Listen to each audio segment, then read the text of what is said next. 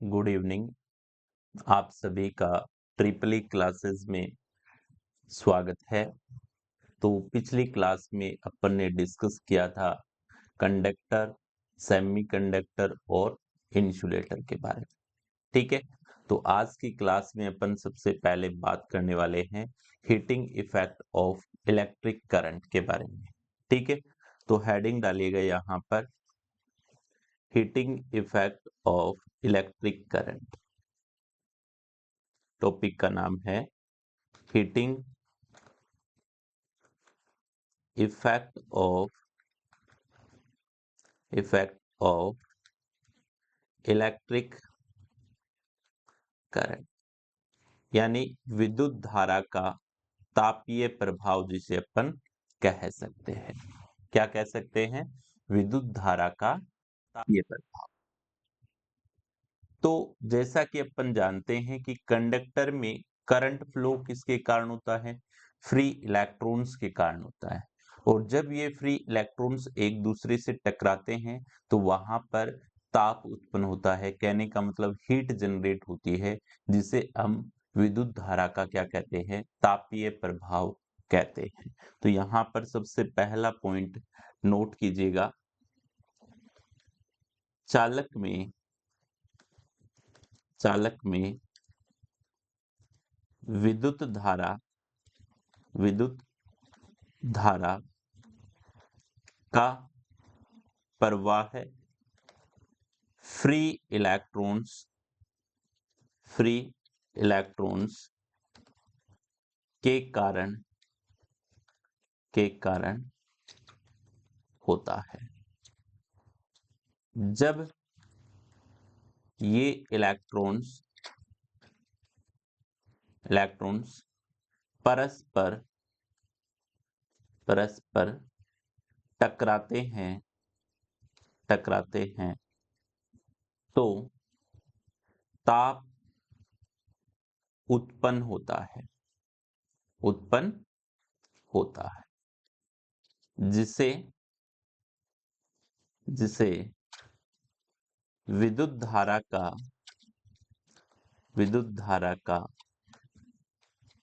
तापीय प्रभाव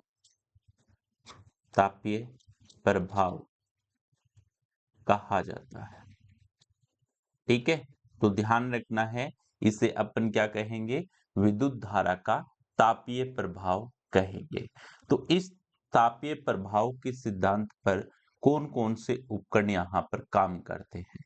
तो जैसा कि आप सभी जानते हैं कि जो आपका विद्युत बल्ब है, इलेक्ट्रिक केटली है ना, ये सभी आप लोगों के किस पर काम करते हैं? विद्युत धारा के तापीय प्रभाव के सिद्धांत पर काम करते हैं। जिसे मैं यहाँ पर एग्जाम्पल नोट करूं इसके, तो जैसे आपके पास में यहाँ पर विद्युत बल्ब हो गया, बल्ब के बाद में विद्युत हीटर, विद्युत केतली, विद्युत भट्टी, और विद्युत भट्टी के अलावा सोल्डरिंग आयरन, ये सभी किस सिद्धांत पर बेस्ड हैं? विद्युत धारा के तापीय प्रभाव के सिद्धांत पर कार्य करते हैं। ठीक है, तो आई थिंक सभी का ये कॉन्सेप्ट क्लियर हो गया होगा। अगर आपसे पूछ भी लिया जाए कि विद्युत बल्ब किस सिद्धांत पे काम करता है, तो आप बताएंगे विद्युत धारा के तापीय प्रभाव के सिद्धांत पर कार्य करते हैं। अब देखो, एक जूल नामक वैज्ञानिक था, उसने अपने प्रयोगों के आधार पर यह ज्ञात किया कि जब चालक से विद्युत धारा प्रवाहित होती है तो ताप उत्पन्न होता है। तो ये जो ताप उत्पन्न होता है वो किन किन कारकों पर निर्भर करता है? ठीक है, ये उन्होंने बताया था। तो लिखिएगा यहाँ पर पॉइंट नोट कीजिए, जूल नामक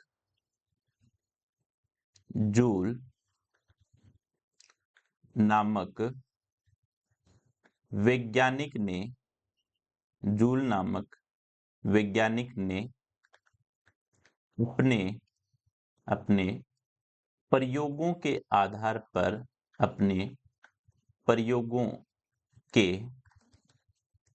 आधार पर यह ज्ञात किया यह ज्ञात किया कि कि चालक में विद्युत धारा प्रवाह से ताप उत्पन्न होता है जो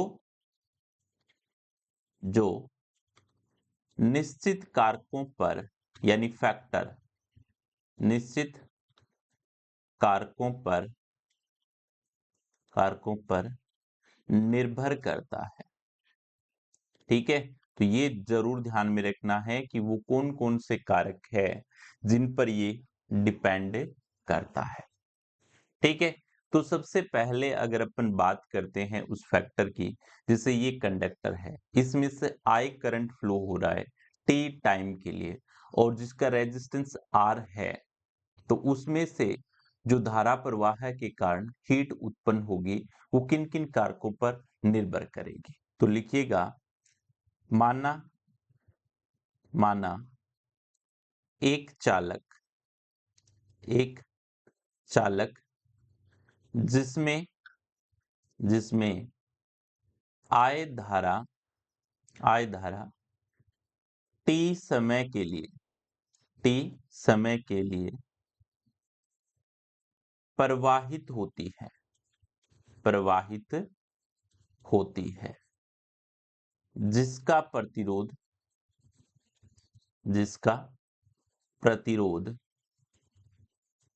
R है। ठीक है, तो ऐसा अपन ने एक यहां पर क्या लिया है, कंडक्टर लिया है। ठीक है, तो अब वो किस किस कारकों पर निर्भर कर रहा है, तो यहां पर जो हीट होती है वो डायरेक्टली प्रोपोर्शनल टू किसके होता है, I स्क्वायर के होता है। पहला पॉइंट हो गया। ओके, सेकंड पॉइंट ध्यान में रखना है कि यहां पर रेजिस्टेंस पे भी डिपेंड करती है, तो रेजिस्टेंस पर डिपेंड करेगी तो यहां पर वैल्यू क्या पुट करेंगे, H समानुपाती R, और तीसरा H समानुपाती T। तो इसे मैंने इक्वेशन नंबर बी दे दिया और इसे क्या दे दिया, सी दे दिया। अब तीनों इक्वेशंस को जब कंबाइन किया जाता है, ठीक है, तो हमारे पास एक फॉर्मूला निकल करके आता है कि H समानुपाती I square R into T, है ना। और ये H है, ये किस में लोगे, हीट को जूल में लोगे। किस में लोगे, जूल में लोगे। तो जैसे ही आप लोग क्या करेंगे, यहां से समानुपाती का नियतांक हटाएंगे, तो मैंने लिखा H बराबर I स्क्वायर आर टी बटे जे, और किस में लिया, कैलोरी में। किस में लिया इसे, कैलोरी में। ऐसा क्यों लिया मैंने, क्योंकि यहां पर जे आप लोगों का क्या है, नियतांक है, जिसका मान कितना होता है, 4.182 जूल प्रति कैलोरी होता है। इसका मतलब क्या हुआ कि एक कैलोरी में आप लोगों का कितना जूल होगा, ये आप लोग देख सकते हैं। ठीक है, तो ये आप लोगों को यहां पर ध्यान में रखना है। ठीक है, तो J का वैल्यू आप लोगों को इसमें पुट करना हो। ठीक है, सबको समझ में आ गया। अब इसी फॉर्मूला में अब आप जानते हो कि चूंकि P बराबर क्या होता है, I स्क्वायर R होता है, तो अगर ये वैल्यू मैं ऊपर वाले में पुट करता हूं तो H बराबर मेरे पास क्या आ जाएगा, P इंटू टी बटे J कैलोरी। ठीक है, तो ये भी यहां पर फॉर्मूला हो सकता है। इसके अलावा आप सभी जानते हैं कि आप लोगों का, जैसे मैंने यहां पे ले लिया वी स्क्वायर बटे आर वैल्यू। ठीक है, तो अगर यहां पर वी स्क्वायर बटे आर लेता हूं तो ये क्या बनता है, पावर बनता है। तो आप किस में कन्वर्ट करना चाहते हो? जैसे मान लीजिए इसे आप लोग अदर फॉर्मूला में कन्वर्ट करना चाहते हो। जैसे मैंने दूसरा फॉर्मूला यहाँ पे लिया, ठीक है? जैसे मैंने यहाँ से ले लिया, इसे कन्वर्ट कर दिया। I इक्वल्स टू क्या होता है? V अपॉन में R होता है, ठीक है? तो ये वैल्यू जब इसमें यहां पर पुट करूंगा तो R से R मेरा क्या हो जाएगा? कैंसिल हो जाएगा। तो क्या आ जाएगा? V स्क्वायर बटे R। तो यहां से H बराबर आप लोगों का और क्या हो सकता है? वैल्यू पुट करेंगे तो V स्क्वायर बटे क्या आ जाएगा? R आ जाएगा, ठीक है? तो आप लोग अगर आपको करंट क्वांटिटी गिवन होती है तो उसके अकॉर्डिंग कर सकते हो, अदरवाइज अन्य में आप लोग क्या है फॉर्मूला पुट करके वैल्यू को चेंज कर सकते हो, ठीक है? तो मुझे नहीं लगता कि किसी भी विद्यार्थी को इसमें डाउट होगा। तो ये वी स्क्वायर, ओके, तो यहाँ पे लिख देते हैं वी स्क्वायर बटे आर इंटू टी बटे जे, ठीक है? ये भी किस में आ गया? कैलोरी में आ गया। ऐसा कैसे लिखा? क्योंकि आई स्क्वायर आर है, तो आई बराबर मैंने वी बटे आर रखा, तो क्या हो गया? वी स्क्वायर बटे आर स्क्वायर इंटू आर। एक आर से आर कैंसिल हो गया, तो आपके पास क्या बचा? वी स्क्वायर बटे आर शेष रह गया है, ठीक है? तो इसे अपन यहां से क्या कर देते हैं? रिमूव कर देते हैं, ठीक है? तो इस प्रकार से आप लोग क्या कर सकते हैं? इसे सोल्व कर सकते हैं, ठीक है? चलिए, ये था हमारा किससे रिलेटेड था? विद्युत धारा का तापीय प्रभाव था। अब अपन बात करेंगे एनर्जी की, क्योंकि एनर्जी से जनरली एग्जाम में क्वेश्चंस पूछे जाते हैं, ठीक है? तो पहले तो अपन फॉर्मूला ड्राइव करना सीखेंगे, उसके बाद में अपन बात करेंगे कि यहाँ पर न्यूमेरिकल किस प्रकार से बन सकते हैं, ठीक है? तो चलिए, तो हेडिंग डालिएगा एनर्जी। एनर्जी, एनर्जी जिसे आप लोग क्या कहते हैं? ऊर्जा। तो हिंदी में आप लोग क्या कहते हैं कि कार्य करने की क्षमता होती है, वो क्या कहलाती है? एनर्जी कहलाती है, यानी ऊर्जा कहलाती है। कार्य करने की क्षमता क्या है? आपकी एनर्जी। तो एनर्जी को मेजर करने के लिए कौन सी डिवाइस यूज करते हैं? Measuring, measuring device. तो मेजरिंग डिवाइस क्या होती है? एनर्जी मीटर होती है, एनर्जी मीटर होती है। और इस एनर्जी मीटर को अपन वोट हावर मीटर भी कहते हैं। क्या कहते हैं? वोट हावर मीटर भी कहते हैं, ठीक है? तो कभी कभार क्या होता है कि एनर्जी मीटर न दे करके आप लोगों को क्या दे दे, वहां पर वोट हावर मीटर भी दिया जा सकता है, क्योंकि वोट किसकी यूनिट है? पावर की यूनिट है। और उसे जब टाइम से मल्टीप्लाई कराएंगे तो एनर्जी हमारी निकल के आती है, तो अपन इसे वोट हावर मीटर भी कहते हैं। एक क्वेश्चन ये भी बनता है कि ये जो एनर्जी मीटर होता है, ये किस प्रकार की डिवाइस है? इंटीग्रेटिंग है या रिकॉर्डिंग है या इंटीग्रेटिंग, सॉरी, आपकी इंडिकेटिंग यानी सूचक टाइप, इंटीग्रेटिंग समाकलित, या रिकॉर्डिंग टाइप का होता है। तो हमेशा ध्यान में रखना है कि एनर्जी मीटर है वो आपका इंटीग्रेटिंग टाइप का इंस्ट्रूमेंट होता है, जो कंज्यूमर या यूजर को पावर सप्लाई समय के साथ में प्रोवाइड कराता है, जिसमें रिकॉर्डिंग की भी क्या रहती है? फैसिलिटी रहती है। जैसे आपके घरों में आपने कितनी एनर्जी कंज्यूम की है, उसका रिकॉर्ड उसके अंदर रहता है, उसके अकॉर्डिंग ही आप लोगों को बिल क्या करना पड़ता है? पे करना पड़ता है, ठीक है? तो यहां पर नोट कीजिएगा कि एनर्जी मीटर, एनर्जी मीटर एक integrating, integrating type type instrument है, इंस्ट्रूमेंट है। ठीक है, ये आप लोगों को ध्यान में रखें। उसके बाद में नेक्स्ट आप यहां पर फॉर्मूला ड्राइव करेंगे एनर्जी का।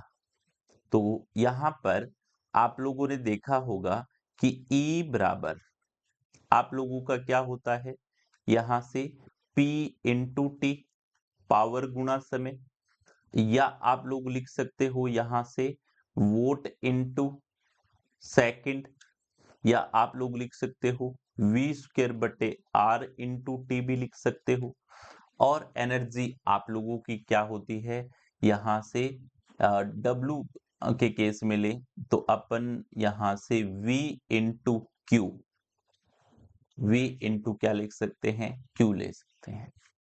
ठीक है, और ये क्या है, यहां से V इंटू क्यू आपका जैसे W है ना, पावर है ना, तो P W इक्वल्स टू अपन ने लिखा था, सॉरी W अपॉन में Q, V इंटू क्यू हो गया। तो यहां से ये आपका फॉर्मूला आ गया, किस क्या हुआ, वोल्ट इंटू कूलम का। ठीक है, तो ये भी फॉर्मूला यहां पर लिया जा सकता है। ठीक है, तो ये आप लोगों को ध्यान में रखें। ठीक है, तो अब इसकी यूनिट क्या क्या हो सकती है, तो यूनिट देखो यहां से यूनिट आप लोगों की वोट इंटू सेकंड हो सकती है, पावर को किस में लेते हो, वोट, तो ये किस में होगी, वोट इंटू सेकंड हो गए। या इसके अलावा आप लोग क्या लिख सकते हैं, जूल ले सकते हैं, क्या ले सकते हैं, जूल ले सकते हैं। ठीक है, या किलो वोट हावर भी यहाँ पर ली जा सकती है। तो यहाँ पे एनर्जी को आप किस में ले सकते हो, किलो वोट हावर में, जो वोट सेकंड था उसे किलो वाट हावर में आप लोग चेंज कर सकते हैं। तो आई थिंक इसकी यूनिट किसी भी प्रकार से आपसे पूछी जाए तो आप नॉर्मली बता सकते हैं। ठीक है, इसके बाद में पॉइंट आता है कि जो एग्जाम में पूछा गया है कि ऊर्जा की जो व्यापारिक यूनिट होती है, इकाई होती है, ऊर्जा की व्यापारिक व्यापारिक इकाई जिसे अपन BOT यूनिट कहते हैं, unit BOT unit kilowatt hour होती है। क्या होती है, किलोवाट हावर होती है।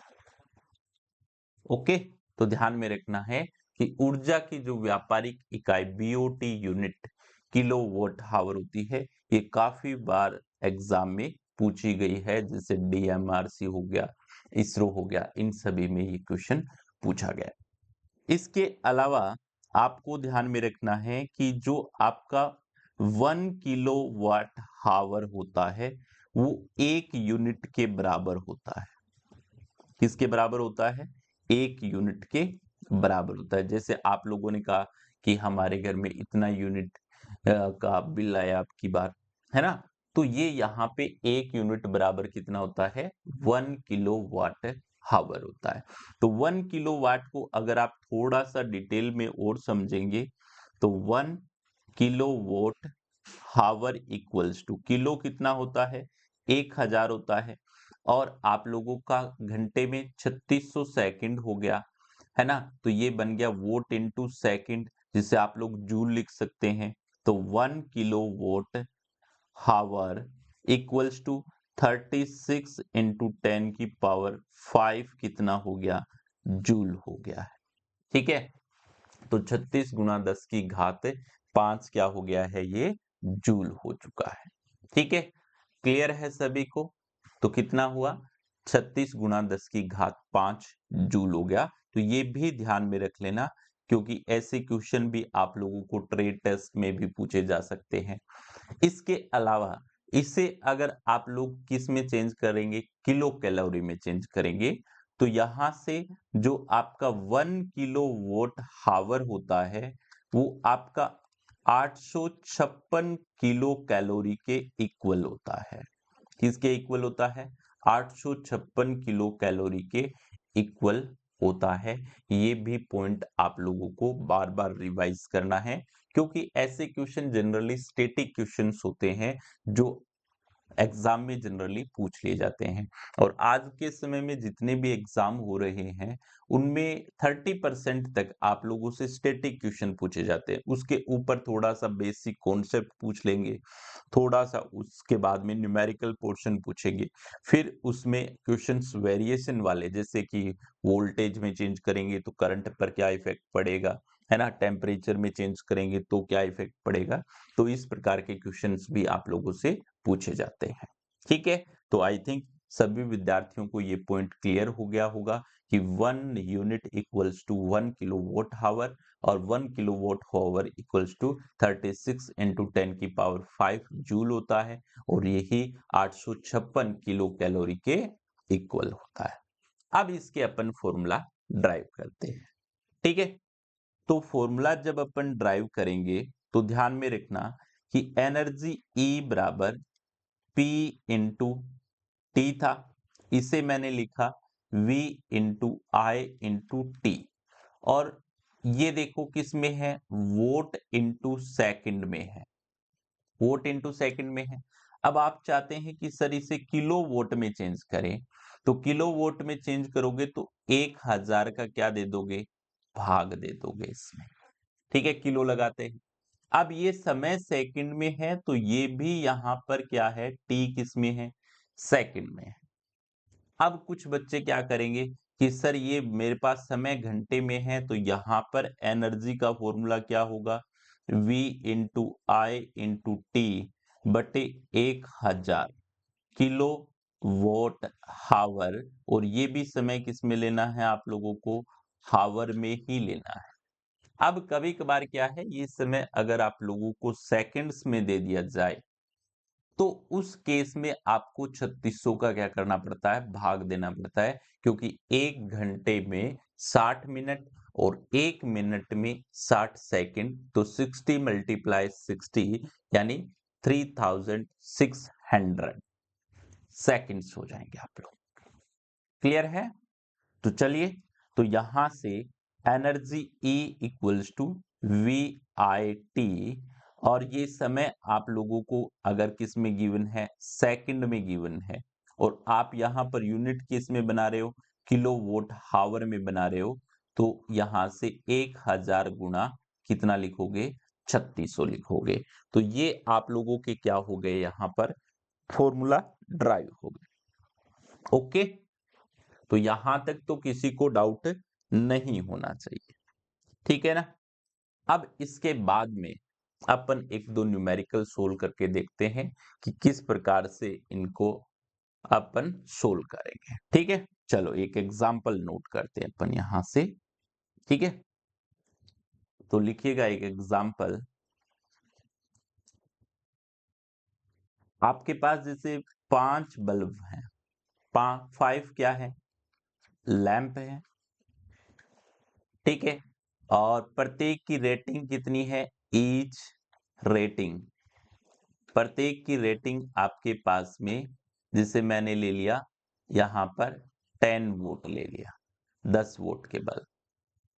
ठीक है, और डेली आप लोग इनको क्या है, डेली आप लोग इसे 3 घंटे चलाते, 3 हावर ऑपरेट करते। ठीक है, ऐसे ही अगर आपके पास एक क्या है, हीटर है, एक हीटर है आपके पास में, तो हीटर की जो रेटिंग है वो 1000 वोट है। कितनी है, 1000 वोट है, और डेली आप इसे 2 घंटे ऑपरेट करते हैं।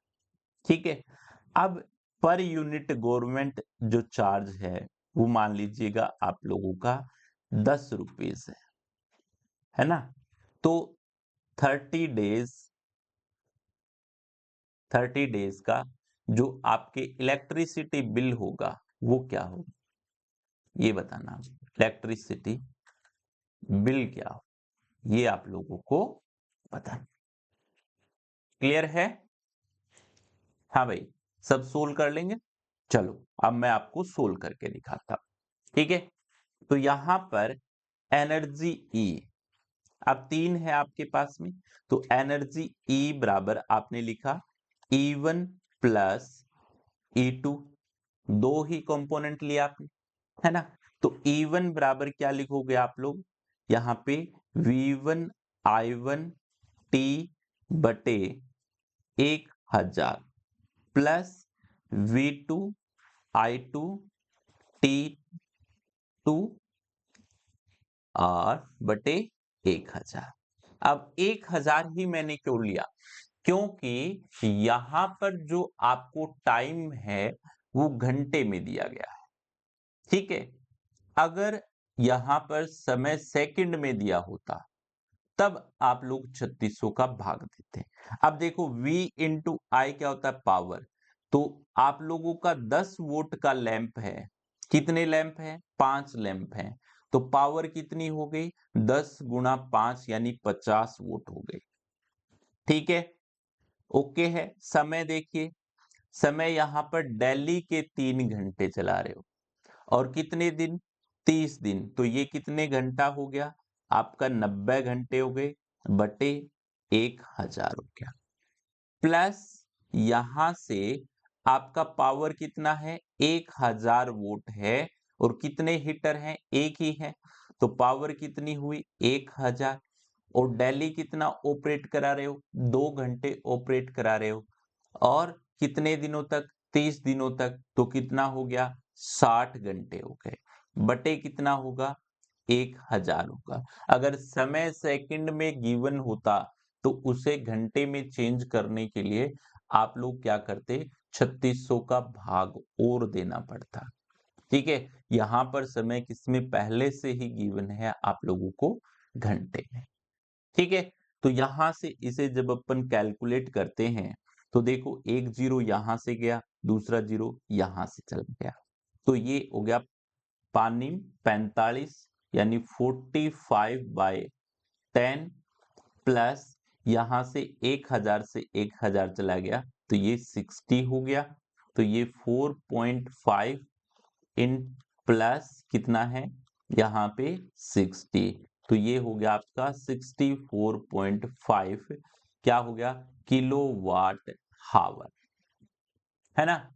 तो आपको पता है कि 1 किलोवाट हावर बराबर होता है 1 यूनिट, और 1 यूनिट का चार्ज कितना है, 10 रुपए है, तो 30 दिनों का आप लोगों का कितना हो गया बताओ, तो यहां से 64.5 इंटू 10, तो आपके पास में जो बिल है उसका वैल्यू कितना आ गया, ये इतनी यूनिट भी लिख सकते हो आप 64.5 यूनिट, और इसके अलावा ये आपका 645 रुपए क्या आ गया है, बिल आ चुका है।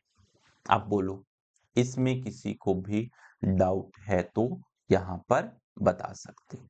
तो इस प्रकार के अगर सिंगल देते हैं या डबल देते हैं या ट्रिपल आप लोगों को कंपोनेंट दिए जाते हैं तो उनकी आप लोगों को कैलकुलेशन करनी है, ठीक है। तो आई थिंक सभी विद्यार्थियों को ये पॉइंट क्लियर हो गया। चलो अब इस चैप्टर का अंतिम पॉइंट अपन डिस्कस कर लेते हैं, पावर। पावर क्या होती है, कार्य करने की दर कह सकते हो या ऊर्जा व्यय की दर कह सकते हो, तो यहां पर हेडिंग डाल दो आप अंतिम पॉइंट, यहां पर पावर। पावर क्या है, शक्ति, तो ये क्या होती है, कार्य कार्य करने की दर या ऊर्जा व्यय होने की दर, होने की, आप कह सकते हो यहां से पावर P बराबर, यहां से आपका क्या होगा, कार्य बटे समय, है ना।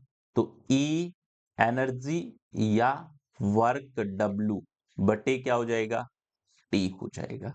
तो P बराबर आप लोग लिख सकते हो W अपोन में T, या आप लोग E अपोन में T लिख सकते हो। तो यहां से P बराबर आप लोगों का I स्क्वायर आर बी होता है, V स्क्वायर बटे आर बी होता है ना।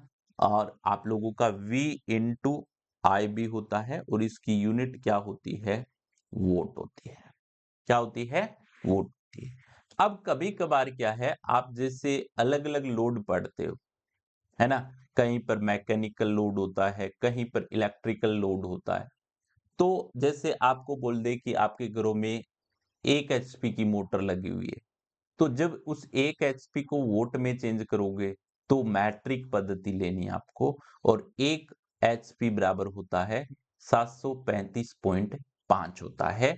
आप लोगों को ये ध्यान में रखना है। तो देखो 1 एचपी, है ना? 1 एचपी दे और मैट्रिक पद्धति में पूछा जाए, तो मैट्रिक पद्धति में 1 एचपी का मान कितना होता है? 735.5 वोट होता है। ठीक है। और अगर आप लोगों से 1 एचपी ब्रिटिश में पूछा जाए, किस में पूछा जाए? ब्रिटिश में पूछा जाए, तो ब्रिटिश जो पद्धति है उसमें होता है 746 वोट।